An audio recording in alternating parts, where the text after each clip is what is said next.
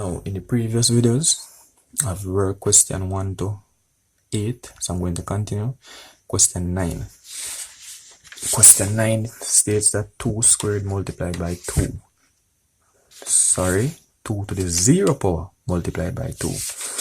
So, question 9, 2 to the raised to the power of 0 multiplied by 2. Remember, anything raised to the power of 0 is 1. So 1 multiplied by 2 is just 2. Question 10. Question 10. We have 18 raised to the power of 3 divided by 18 raised to the power of 2. So, remember, whenever the bases are the same and we're dividing, what do we do with the powers? We subtract them. So this one would be equal to 18 raised to the power of 3 minus 2, which would give us 18 to the first power, or just 18. Anything raised to the power of 1 is just that number. Any number raised to the power of 1 is that number. So, question 11,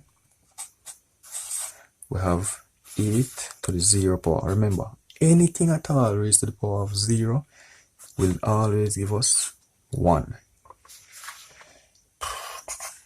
Question 12,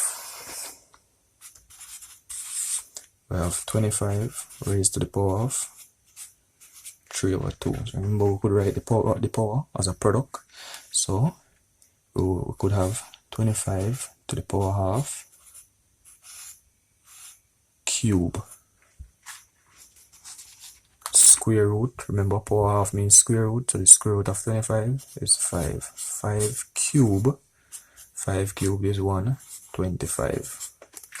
So you could use a calculator to get that, or if you know the cube numbers, 5 cubed is equal to 125, which is 5 multiplied by 5 multiplied by 5. That is 5 cubed. 5 times 5 is 25. 25 times 5 is 125. So we're going to look at some other applications of law of indices.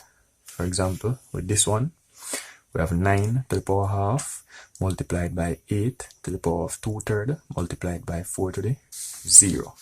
So it's 9 to the power half multiplied by 8 to the power of 2/3 multiplied by 4 to the 0. So remember, anything raised to the power of 0 is 1.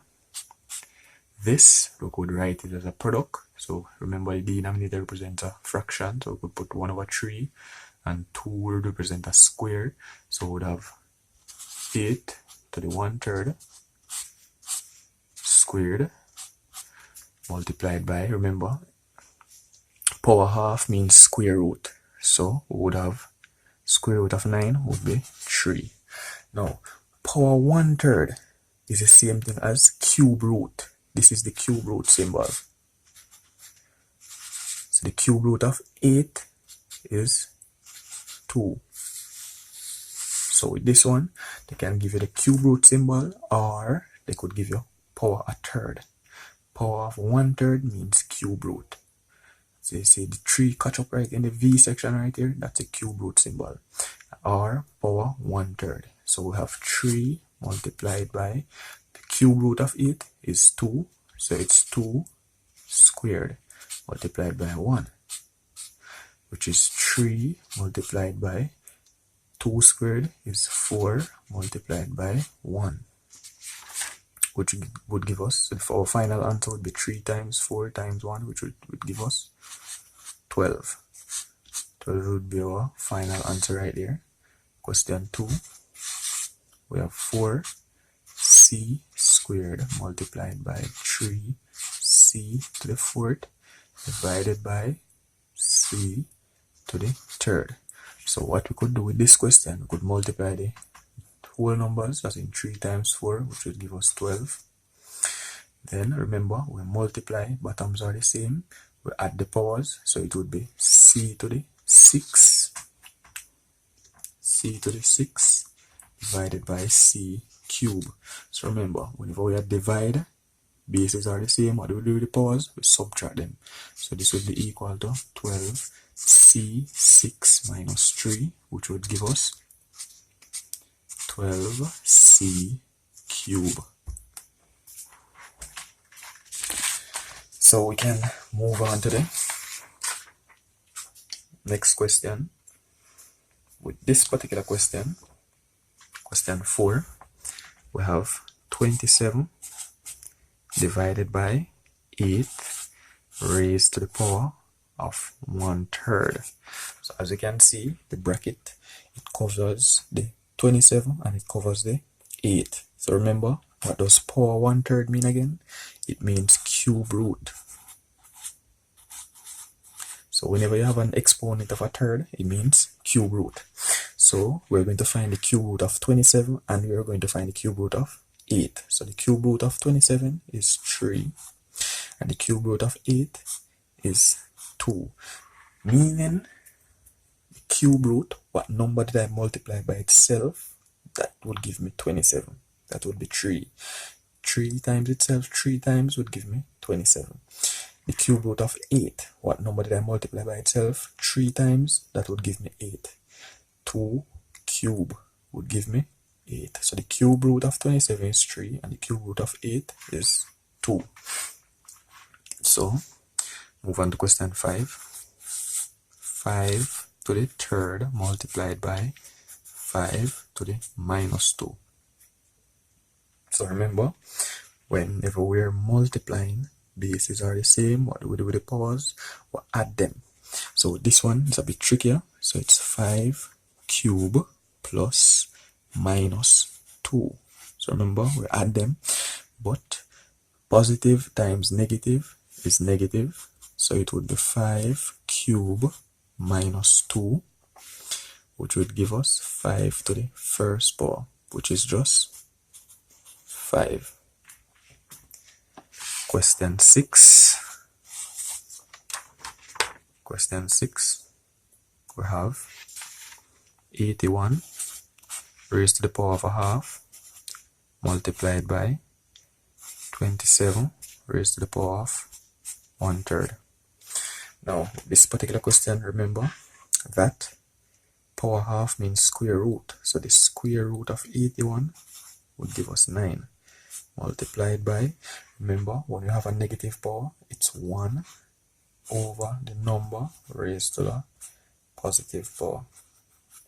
So it would give us 9 multiplied by 1 over the cube root of 27 would be 3. So we have 9 over 1 multiplied by 1/3. So what we could do right here, we could cancel or we could multiply across, then cancel. So 3 into itself, 1, 3 into 9, 3. Our final answer, 3 times 1 would be 3 and 1 times 1 would be 1. So 3 divided by 1 is just 3. So remember, you have different ways in which you could apply the laws to get our answer. So the final question on this one, well, might look for an application question, one different from the questions that I've worked already to solve. Now question 7. Question 7, we have x raised to the power of a half raised to the power of 3 multiplied by the square root of x to the power of 9. Now, remember, when you have a number raised to 2 powers, what do? We multiply. So this 3 has a numerator of 1. So this will give us 3x to the 3 over 2 multiplied by, remember, this symbol means square root. So we could rewrite it as 9x to the 9 raised to the power of a half. So what we could have done right here, we have x to the 3 over 2 multiplied by, with multiply powers, x to the 9 over 2. So remember, whenever we are multiply, bases are the same, we add exponents.